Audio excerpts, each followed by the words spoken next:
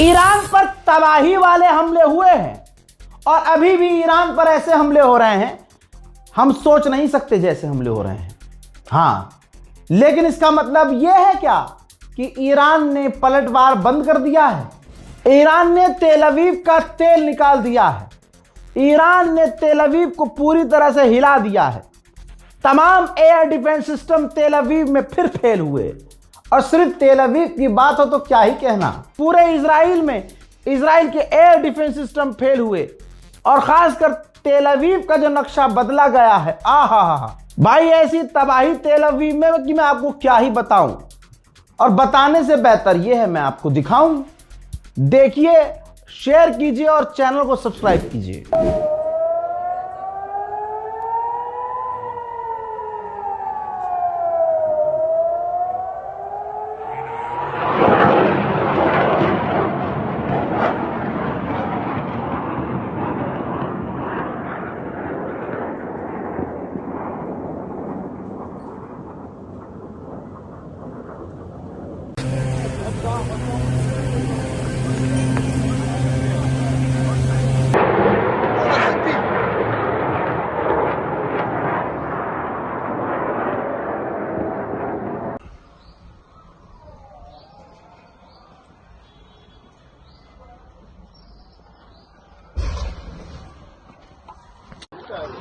אם מתפוצץ עכשיו לחרשים, כל האוטו דלק.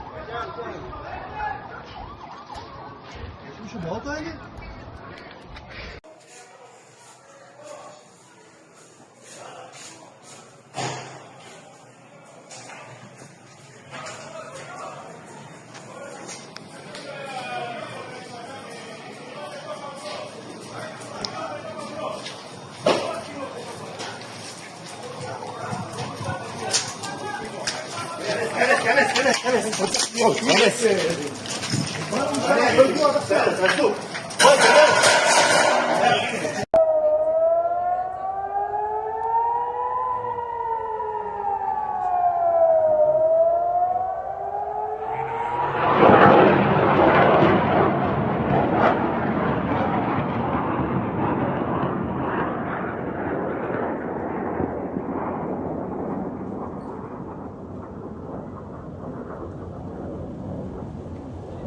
मोहतरम हजरात, आपको बता दूं कि रशिया, तबाही देख ली ना, अब आगे सुनिए।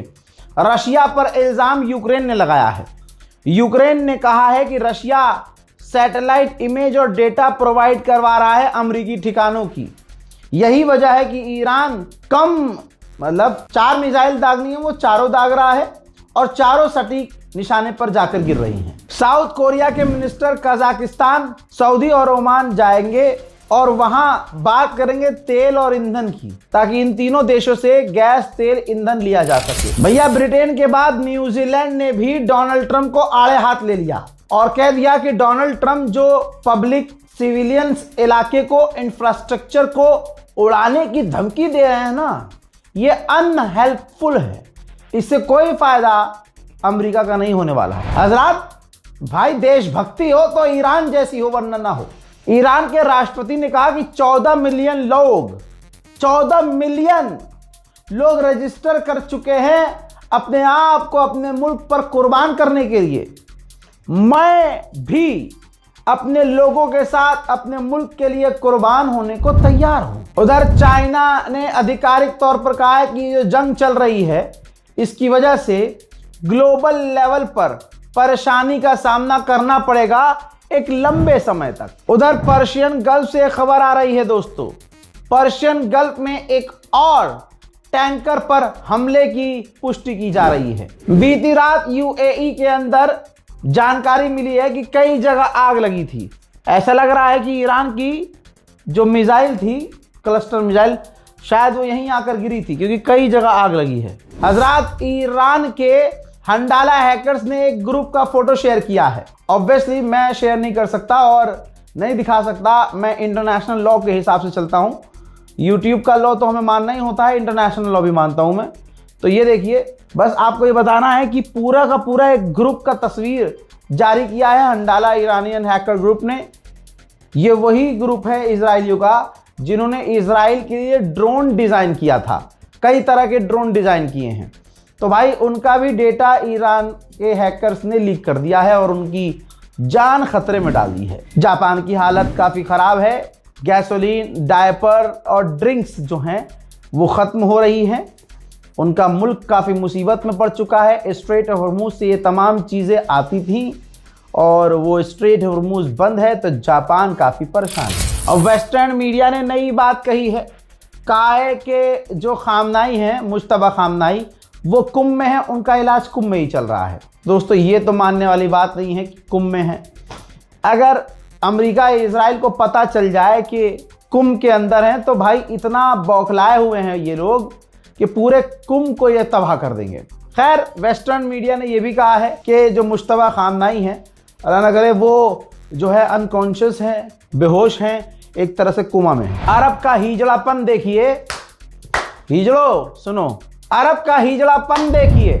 2 महीने से यानी रमज़ान के वक्त से ही अभी तक मस्जिद अल अक्सा बंद है। खासकर ईद के दिन ये पहली बार ऐसा हुआ कि बैतुल मुकद्दस बंद रहा। लिमिटेड लोगों को भी जाने नहीं दिया गया। उस जगह पर बेंजीवीर पहुंचा है, मस्जिद अल अक्सा बेंजीवीर पहुंचा है। जब एक मुसलमान के लिए भी बैतुल मुकद्दस खुला नहीं है, ऐसे में बेंजीवीर बैतुल मुकद्दस गया है। बताइए, जो शिया सुन्नी करने वाले गंदी नाली के कीड़े हैं, क्या वो बैतुल मुकद्दस पर बोले कि इस साल पहली बार ऐसा कैसे हो गया कि मस्जिद अल अक्सा बंद रखी गई? कोई अरब बोला?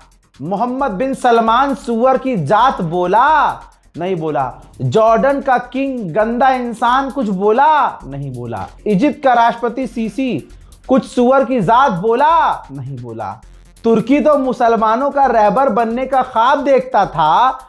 उर्तुगुल गाजी सीरियल बनाकर उसने सोचा कि अब तो मैं पूरी दुनिया में पूजनीय हो जाऊंगा, लोग कहेंगे यही तो रहबर है। अब इस बुढ़े रजब तैयब एर्दोगान से पूछो कि ये जो पहली बार बैतुल मुकद्दस परमानेंट मुसलमानों के लिए बंद कर दी गई है और ईद के दिन भी बंद रखी गई है, इस पर तेरे मुंह से क्यों कुछ नहीं निकला?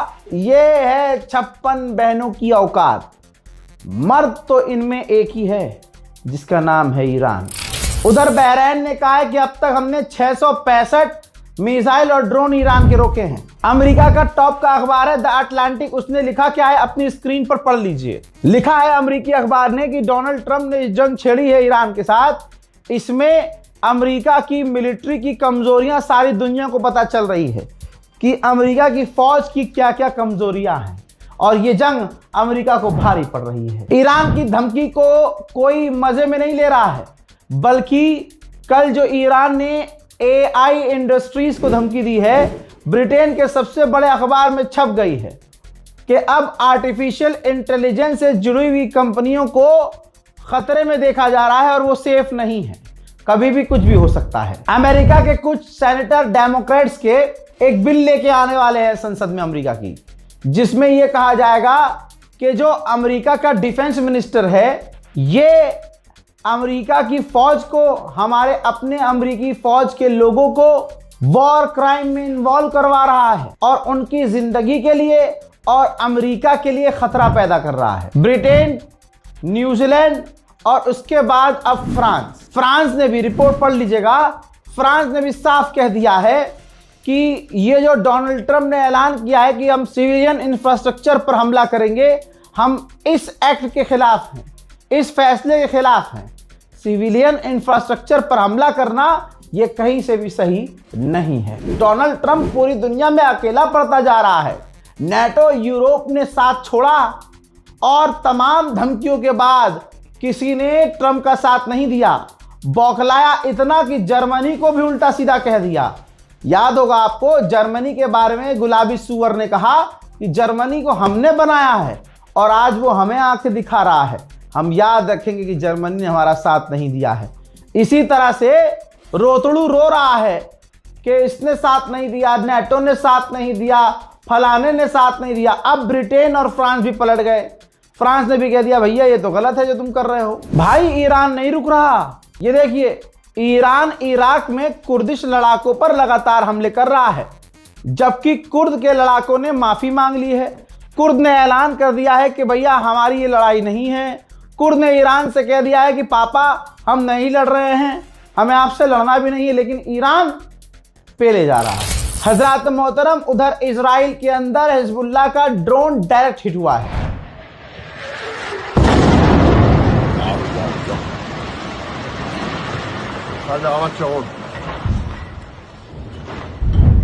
उधर ईरान ने दिखाया है, एक और वीडियो जारी किया है, अमेरिका का एक और MQ-9 रीपर एडवांस ड्रोन मार गिराया है। अगली तस्वीर देखिए, ईरान के ड्रोन की कॉपी बनाकर अमेरिका इस्तेमाल कर रहा है ईरान के खिलाफ ही। ईरान ने ऐसे ड्रोन्स को भी मार गिराया है। अमेरिका की रिपोर्ट बता दूं आपको तो हालत अमेरिका की ये है, खाना पानी डीजल पेट्रोल सब महंगा हो रहा है और अमेरिका में हीलियम की भी, अब हीलियम जो गैस है उसकी भी कमी हो रही है। ईरान में अलबोर्द के इलाके में अमेरिका और इजराइल का हमला हुआ, 18 सिविलियंस मारे गए जिसमें बच्चे भी शामिल हैं। अल्लाह अकबर। रिपोर्ट आ रही है कि कुम, मशहद और खर्ग आइलैंड पर भी धमाके की आवाज आ रही है। फिलहाल के इस रिपोर्ट में इतना ही। आगे आने वाला समय ईरान के लिए बहुत क्रिटिकल है, तो दुआ कीजिए, खबर पर नजर बना के रखिए, हमारे चैनल को सब्सक्राइब करिए, दूसरों से भी चैनल को सब्सक्राइब करवाइए ताकि दुनिया तक प्रोपेगेंडा नहीं, कम से कम हमारी कौम तक सच पहुंचे। और वो लोग जो फिर से डोनाल्ड ट्रंप को मार दिए थे, अभी उन्हीं लोगों ने नेतन्याहू को मारा था कुछ दिन पहले। वाहिद आपका ये भाई चीख रहा था कि इनके चक्कर में मत पड़ो। अबे जिनका काम ही पत्रकारिता नहीं है, जिन्होंने अभी जो ये खबरें बना रहे हैं वो खबर नहीं, असल में वो अपने फॉलोअर्स बना रहे हैं फेक न्यूज के जरिए। क्या अमेरिका के पत्रकार ने ये कहा है, अमेरिका के पत्रकार ने ये लिखा है, ट्वीट किया गया है? भाई ऐसे खबरें नहीं बनाई जाती हैं भाई, ऐसे वेरिफिकेशन नहीं होती है। अब लगे पड़े हैं लोग, अरे मर गया ट्रंप, मर गया ट्रंप, हो गई तुम्हारे मुंह में घोप घोप। अबे भैया मत करो चीजें, ये चीज ऐसी चीजें जलील करेंगी आपको, रुसवा करेंगी आप लोगों को। फिलहाल की इस रिपोर्ट में इतना ही। जय हिंद।